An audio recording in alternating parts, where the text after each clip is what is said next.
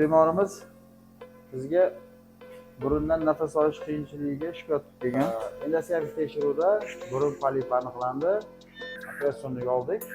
Polipdan burun bo'shlig'ini tozalab, hamda shu taraf, chap tarafda endoskopik gaymarotomiya qilib, gamir bo'shlig'ini tozalab qo'yamiz. Xudo xolasa, bir vaqtda burun to'siqlarini to'g'rilaymiz, sanoqlarni kuydiramiz hamda adenoidlari bor, ikkinchi daraja.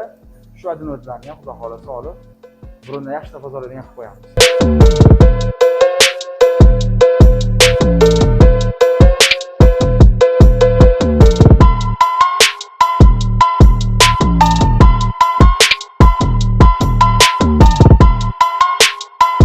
Poliplarni oldik.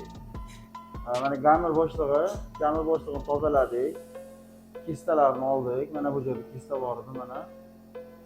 Hamda tozaladik. To'plarni oldik.